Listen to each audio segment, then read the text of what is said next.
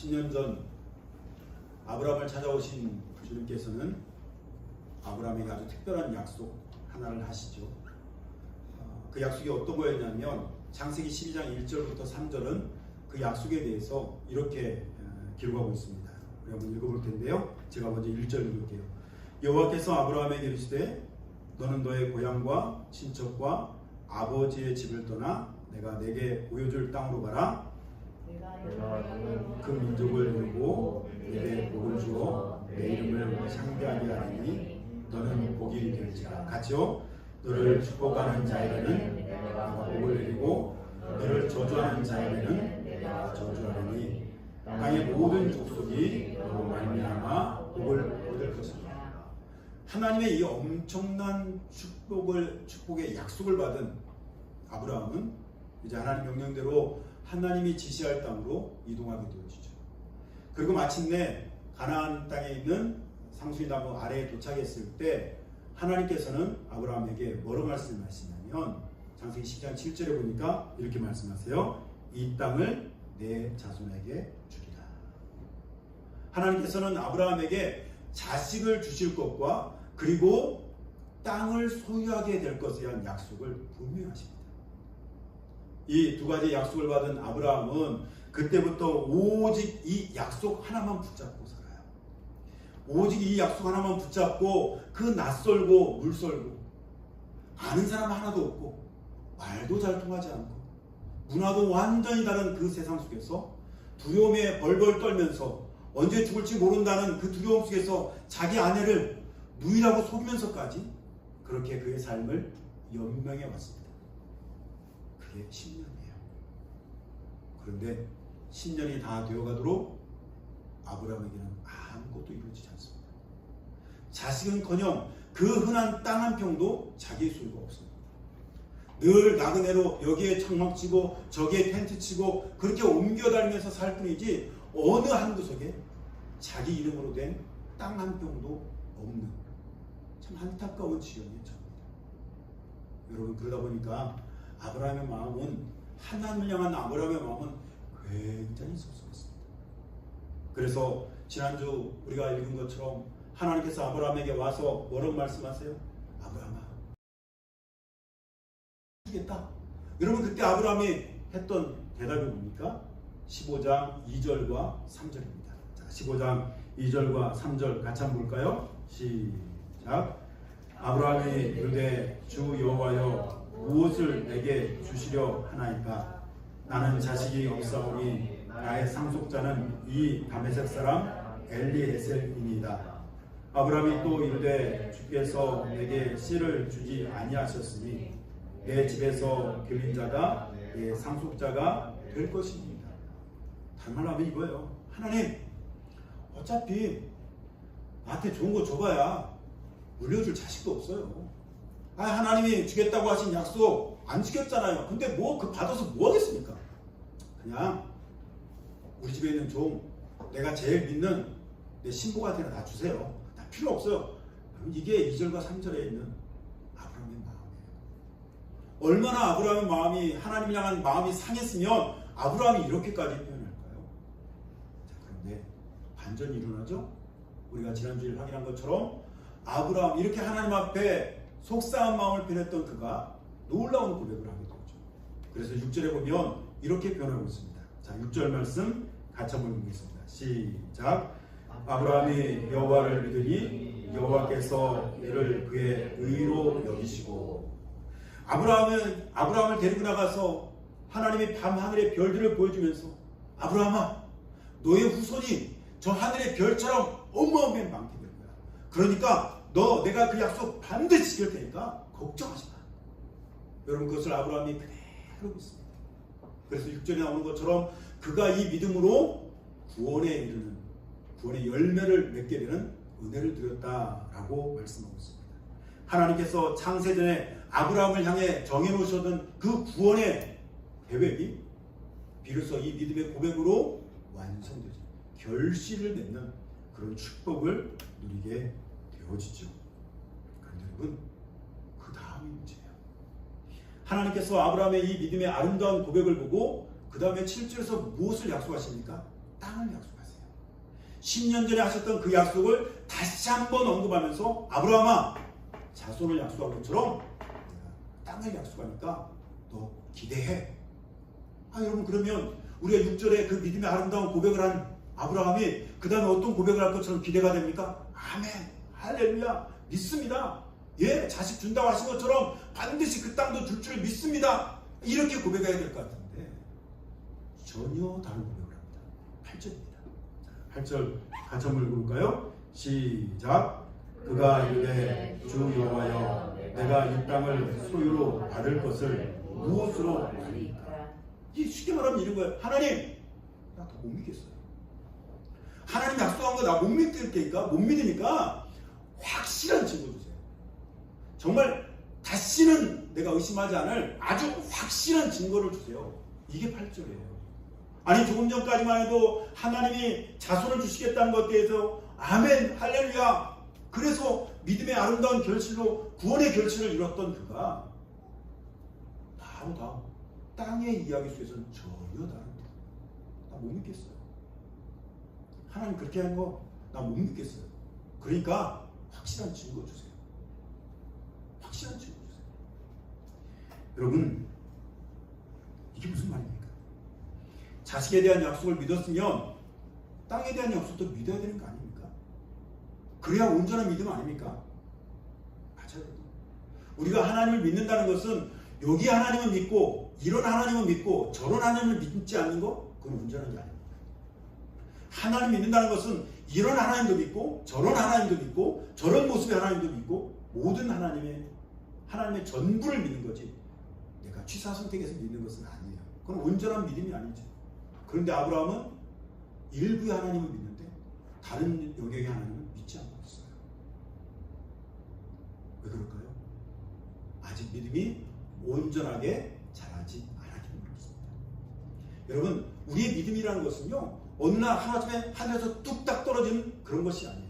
우리의 믿음은 점점점 자라가서 그래서 하나님의 전부를 믿는 온전한 믿음의 분량까지 성장해 가는 겁니다. 하루아침에 그냥 믿음이 100% 충만한 자가 되는 것이 아니라 우리의 믿음은 조금씩 자라서 훗날 100%의 온전한 믿음의 분량까지 성장해 가는 거예요. 그럼 마치 오래전에 제가 수영을 배우러 가니까 그렇더라고요. 처음에 여러분 수영 배우러 가면 뭐 시키는지 아세요? 물에 들어가지 않습니다. 물은 어디까지만? 하체만 들어갑니다. 상체는 물 바깥에 이렇게 엎드리고 하체만 물 안에 넣고 발차기를 시킵니다. 계속해서. 그게 하루 수업 정도예요. 1시간 동안 계속 발차기만 시켜요. 그리고 집에 가래요. 그 다음날 가면 또 그것만 시키고 집에 가랍니다. 50분 수업 동안 발차기 50분 하고 집에 가요. 그렇게 며칠 하고 나면 그 다음에 비로소 물에 들어가라고 한 다음에 그 다음에 바로 팔 젓는 호흡하는 거 아닙니다. 오두판을 잡고 그리고는 고개를 물에다 놓고 그리고 발차기만 시켜요. 그걸 며칠 동안 합니다. 며칠 동안. 그게 좀 되고 나면 그 다음에 팔 젓는 거. 팔 젓는 것만 며칠 동안 하고 좀 되고 나면 그 다음에 호흡하는 거. 그리고 배영, 형용, 저병 이런 식으로 배워나가는 겁니다. 하루아침에 그냥 딱 가자마자 처음부터까지 다 가르쳐준 다음에 자 수영하십시오. 절대 이렇게 하지 않아요. 하나씩 조금씩 하죠. 우리의 믿음도 똑같습니다. 하나님께서 우리의 믿음을 만들어가는 과정도 이거와 똑같아요. 여러분, 아브라함도요, 우리가 볼 때는 이게 무슨 믿음의 조상이야, 아니 어떻게 믿음의 조상이 이거밖에 될 수 없어, 이 정도밖에 안 돼, 이렇게 보이지만 그러나 이런 아브라함이 결국 창세기 22장이어서 하나님이 인정하는 온전한 믿음의 조상, 더 이상 아브라함에겐 테스트할 게 없어라고 선언하신 만큼의 온전한 믿음의 분량에 자랄까지 성숙하잖아요. 이 과정들을 거쳤어요. 한 스텝 밟아가는 이 과정들을 거쳤어요. 그러므로 여러분, 우리가 비록 지금 현재의 믿음이 연약하다고, 지금 내 믿음이 너무 초라하다고 낙심할 필요 없습니다. 우리의 믿음도 언젠가 아브라함처럼 하나님이 인정하는 그 자리까지 갈 거기 때문에 여러분 절망하지 말고 우리의 믿음을 지켜나가야 되는데요. 그러기 위해서 꼭 필요한 게 하나 있습니다. 그것은 바로 무슨 일이 있어도 하나님의 곁에서 떠나지 않는 겁니다. 어떤 일이 있어도 하나님을 버리지 않아요. 여러분 아브라함을 보십시오. 아브라함이 약속을 믿고 왔는데 약속은 전혀 이루어지지 않았습니다. 지난 10년 동안 애도 땅도 아무것도 없어요. 너무 속상해요. 너무 화가 나요. 하나님 앞에 불평이 막 일어나고 속상함이 올라왔어요. 그럼에도 불구하고 아브라함 어떻습니까? 하나님을 떠나지 않아요. 하나님 곁에 머무는 거예요. 여러분 아브라함을 유혹하는 게 얼마나 많았습니까? 아브라함 외에는 아무도 하나님을 인정하지 않아요. 가나안 땅에 수많은 이단들이 있고 수많은 우상들이 있고 수많은 신들이 존재하지만 아브라함은 그 신에게 끌려가지 않습니다. 그 신을 인정하지도 않고 그 신을 따라가지도 않습니다.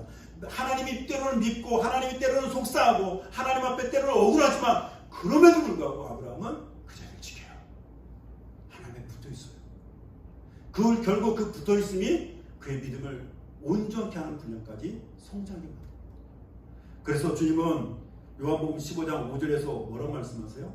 나는 포도나무요 너희는 가지라. 그가 내 안에 내가 그 안에 거하면 그 다음 사람이 열매를 많이 맺나니 나를 떠나서는 너희가 아무것도 할 수 없다. 주님께 붙어 있으면 돼요. 때로는 설교도 어렵고 때로는 성경 읽어도 무슨 말인지 모르겠고 기도해도 이루어지지도 않고 하나님이 계신가 의심스럽고 하나님이 이루어지지 않아서 절망스럽고 그럼에도 불구하고 하나님 곁에 머무는 거예요. 그 속상한 마음을 품고 그 화가 나는 마음을 품고 남들이 볼 때 믿음 없어 보여도 그냥 붙어 있는 거예요. 그러면 하나님이 만들어놨어요. 여러분 우리가 잘 아는 야곱이라는 사람을 한번 생각해 주시죠. 그는 믿음의 조상이었지만 그의 삶을 돌아보면 믿음의 조상이라는 모습은 눈꼽만 못 떴습니다. 눈꼽만 못 떴어요. 여러분 믿음의 사람이라면 기본적으로 해야 되는 게 뭡니까? 내 이웃을 내 몸과 같이 사랑해요. 그러면 어려운 사람 있으면 퍼주고 도와주고 나눠줘야 되잖아요. 근데 야곱은 어떻습니까? 하루 종일 사냥해가지고 사냥하느라고 배고팠던 형에게 형이 팥주로 한 그릇 내달라는데 안 주고 뭐예요? 네? 장자의 병두가 딜하잖아요. 거래하잖아요. 그저 줘도 현찬한 판에 그걸 딜을 합니다. 심지어 여러분 에서가 잡아온 고기 에서만 먹습니까? 지가 먹을 거잖아요. 야곱도. 그런데 어떻게 장자의 명분과 딜을 합니까? 이게 무슨 믿음의 사람이에요? 우리 이런 생각할 거예요. 야곱이 장자의 명분이 얼마나 큰 축복인지 아니까 그걸 욕심냈을 것이다. 여러분 야곱이 장자의 명분을 그렇게 가지려고 한 건 믿음 때문이 아니에요. 그냥 우리식으로 표현하면 부적이에요. 부적.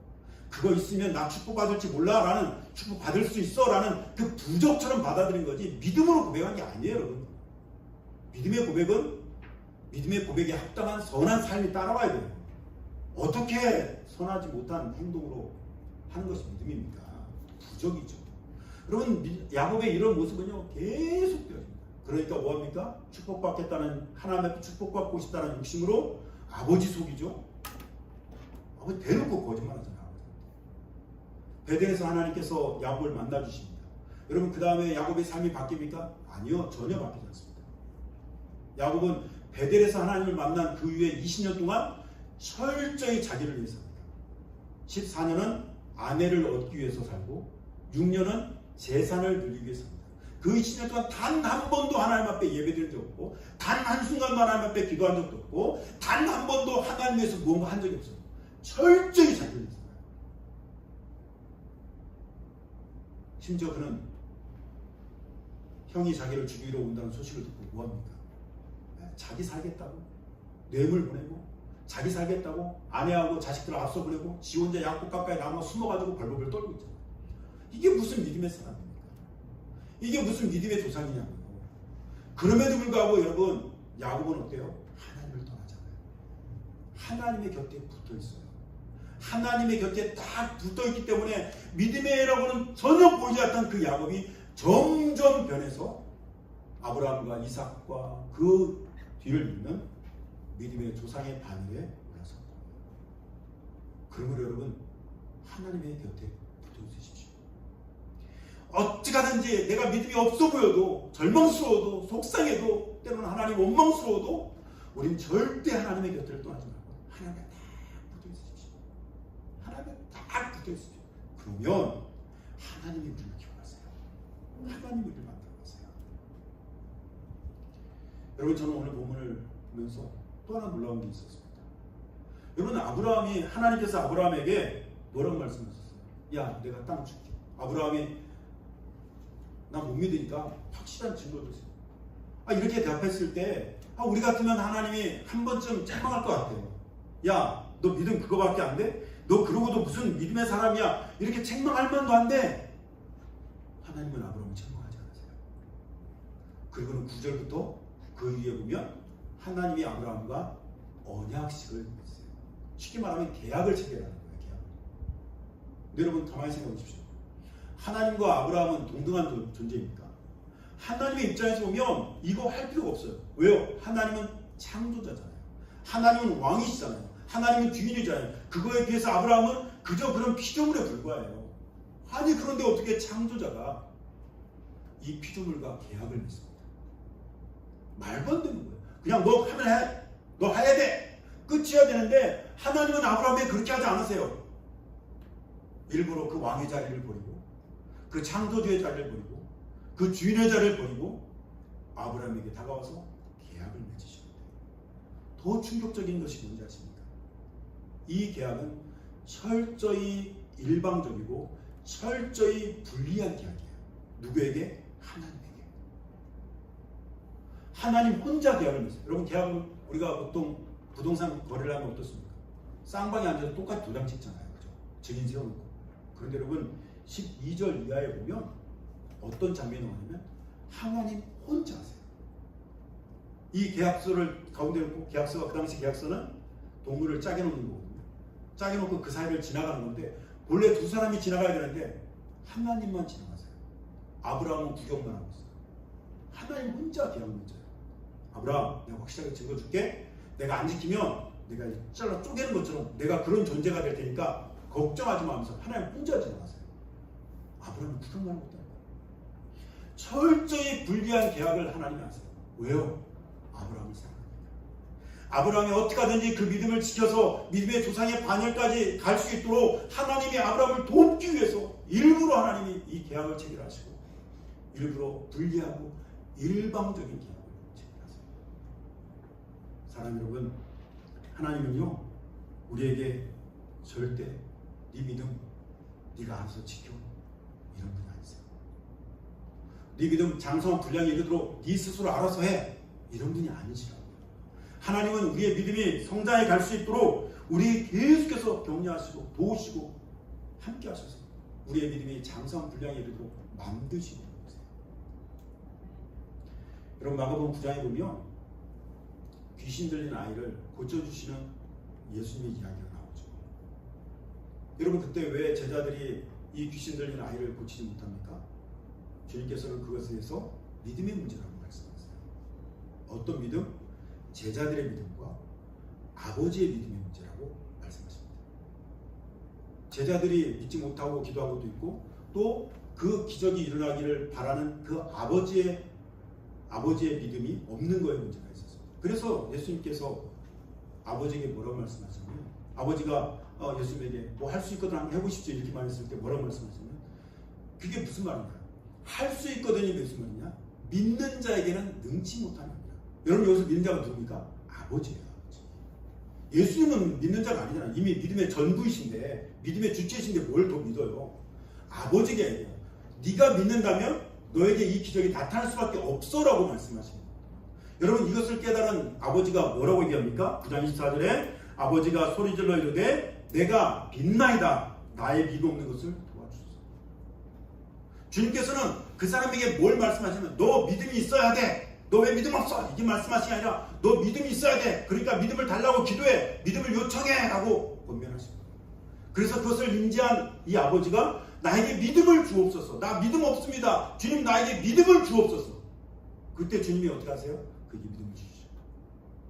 그렇기 때문에 여러분, 이 아이의 귀신이 쫓겨났던 거예요. 그 부모에게, 그 아버지에게 믿음 없는 것을 책망한 것이 아니라 그의 믿음을 갖게 하시고 그 믿음의 고백 가운데서 하나님의 역사가 일어난 거예요. 주님은 그러신 거예요. 주님은 우리에게 홀로 믿음을 지켜라. 네가 알아서 믿음을 지켜야 돼. 안 지켜 막 이런 분이 아니고 우리가 믿음을 지킬 수 있도록 돕는 거세요. 어떻게 해요? 기도를 통해서. 어떻게 해요? 설교를 통해서. 어떻게 해요? 간증을 통해서. 어떻게 해요? 우리가 읽는 신앙 서적을 통해서. 우리가 듣고 이야기를 나누는 그 교제를 통해서 하나님 우리의 믿음을 격려하시고 믿음의 거룩한 걸음을 걸을 수 있도록 독려하시고 힘을 주시는 거예요. 여러분 11년 전에 하나님께서 저에게 교회 개척에 관한 마음을 주셨죠. 그러면서 하나님께서 저에게 주셨던 첫 번째 마음은 뭐냐면 아무도 의지하지 말아요. 어떤 사람에게도 도움을 요청하지 말고 나만 의지해라 라는 말씀이었어요. 그래서 제가 섬겼던 교회에 사임하면서 개척한다는 이야기를 하지 않고 그냥 사임을 했습니다. 사역자 없이 그렇게 사임을 했어요. 그리고서는 정말 하나님 앞에 기도했어요. 하나님이 개척하라고 하셨으니까 개척할 수 있도록 하나님이 해주실 거야. 그렇게 믿고 기도했어요. 그런데 여러분 아무 일도 없었습니다. 개척을 하려면 뭐 건물도 있어야 되고 멤버도 있어야 하고 하는데 아무도 없었어요.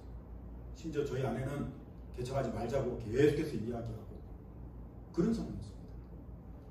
아니 아무리 기도해도 답이 없고 아무리 하나님 앞에 기다려도 답이 없고 그런 상황이어서 몇 달이 지난 한 3개월인가요? 지난 다음에 도저히 안 되겠다 싶어서 제가 이력서를 냈습니다. 부교육자 이력서를 수원에 있는 모 교회에 냈습니다. 그 교회에서 면접을 보게 됐고 마침 그 목사님께서 함께 동역하자라고 저한테 말씀하셔서 그 교회로 이제 부임해야 되는 또 그런 상황이 되었어요. 그때 그걸 갖고 기도하는 하나님께서 기다리라고 말씀하십니다. 그럼 제가 목사님 죄송한데 일주일만 기도하고 연락드리겠습니다 하고 토요일까지 연락드리기로 하고 시간이 그렇게 지났습니다. 그런데 금요일 아침이었습니다. 다음날 연락해야 되는 그 전 금요일 아침이었습니다. 저를 아는 어떤 전사님이 전화 온 거예요. 목사님 좀 만났으면 좋겠습니다. 만났어요. 만났더니 여차여차 하더니 전사님 목사님 저희 신랑이 갖고 있는 건물을 드릴 테니까 여기서 결정하십시오. 100평이에요. 그냥 주겠대요. 개척해서 교회가 독립해서 나갈 때까지 무상으로 줄 테니까 거기서 개척을 하는 거예요. 와 이거 하나님 짤이구나. 너무 감사하다. 그래 돌아와가지고 저희 아내한테 그 얘기하고 그리고 그 다음날 아침에 목사님한테 전화드렸어요. 목사님 죄송합니다. 하나님께서 저한테 개척을 할 마음 주셔서 제가 준비했다는 목사님 아실 건데 여차여차해서 이런 일이 있어서 제가 그 교회 가지 않겠습니다. 얼마나 이제 다 여러분 그런데 놀라운 건 그 다음날부터 소식이 없습니다. 분명히 그 전사님이 100평을 주겠다고 했는데 건물도 다 보여줬는데 소식이 없어요. 얼마나 당황스럽습니까? 하나님이 또 개척에 대한 마음을 지키게 하시고 믿음 지키게 하시고 이렇게 하는 것하고 기다렸지만 마음이 속상했어요. 그리고 또 한두 달이 지났습니다. 도저히 안 돼가지고 있는 그때 서울에 있는 모 교회 저희 스승 목사님께 저 불렀어요. 여차여차 하다가 목사님이 저한테 그러는 거예요. 자기 교회 부교육자로 와라. 와서 너는 사역하지 말고 대학원만 다니고 담임 나갈 준비해라. 저한테 파격적인 제안을 하시는 거예요. 아파트도 줄 테니까 그냥 와라. 너무 파격적이죠. 제가 목사님 감사합니다. 제가 개척을 위해서 사임했기 때문에 한번 기도해 보겠습니다. 그래서 2주 동안 목사님 미국 가신 동안 2주 동안 기도했습니다. 그리고 목사님이 이제 돌아오셔서 제가 답을 드려야 되는 토요일 바로 전 금요일이었습니다. 그분 또 전화 왔습니다. 2달 만에. 목사님 계약서 쓰러 오시죠. 만났어요. 계약서도 썼어요. 무상으로 주겠다는 계약서도 썼어요. 그런데 또 없어요. 또 제가 그 서울에 있는 목사님한테 전화를 죄송합니다. 목사님 속상해 하시고 그 뒤로 10년 동안 제가 목사님께 전화를 못 드렸어요. 너무 죄송해서. 근데 여러분 그 뒤에 그 전사님 남편분하고 뭐 여차여차 해가지고 하는 가운데 하나님이 아니라고 말씀하시는 거예요. 이번에 도움 받지 마라. 이번에 도움 받으면 너한테 도움이 하나도 없다. 그런 마음 주셔가지고 이거 어떻게 하고 있나 하는데 자연스럽게 해결됐어요. 자연스럽게. 그러면서 그냥 없었던 일이 되고요. 여러분 그 뒤에 그러고 있다가 얼마 안 있어서 헌정자매하고 숙현자매가 저를 찾아와서 개처가 작은 거였어요. 여러분 저는요 중간중간에 절망할 수밖에 없고 포기할 수밖에 없고 막 이럴 때마다 하나님께서 저를 포기하지 않도록 그 믿음을 지킬 수 있도록 전화도 거게 하시고 사람도 만나게 하시고 계약서도 쓰게 하시고 계속 그렇게 해가지고 여러분 지금까지 우리 교회가 온 거 보면 다 아시잖아요. 여기 있는 것 중에 우리가 산 게 뭐가 있습니까? 아시잖아요. 여러분 안고 계시는 자 이거 미국에 있는 성사님이 저희 교회 놀러 왔다가 하나님께서 헌금하라고 마음 주셔가지고 거기 큰 금액 헌금하셔서 그걸로 우리가 이거 반 사고 나머지 반 또 헌금으로 산 거잖아요. 우리 한 게 없잖아요. 여러분 하나님께서요 이렇게 우리가 믿음을 지킬 수 있도록 계속해서 우리를 독려하시고 격려하시는 일들을 이루어 나갔어요. 문제는 뭡니까? 우리가 그거에 대한 눈이 안 열리고 그거에 대한 귀가 안 열리고 그것에 대한 마음이 열려있지 않으면 감지가 안 되는 거예요. 그러므로 하나님이 우리의 믿음이 자라갈 수 있도록 격려하시고 독려하시는 걸 볼 수 있도록 눈을 크게 여십시오. 영적인 귀를 여십시오. 영적인 마음을 열고 사방을 살피십시오. 그럴 때 하나님의 그 격려와 위로와 독려를 받고 여러분 믿음의 장성 훈련까지 뚜벅뚜벅 걸어가는 축복, 붙어있음으로 성장하는 그 축복이 우리 속에 일어나는 줄을 믿습니다. 말씀드릴게요. 아브라함을 믿음의 조상으로 만들게 하셨던 하나님, 아브라함이 믿음의 거룩한 조상이 될 수 있었던 이유는 딱 하나예요.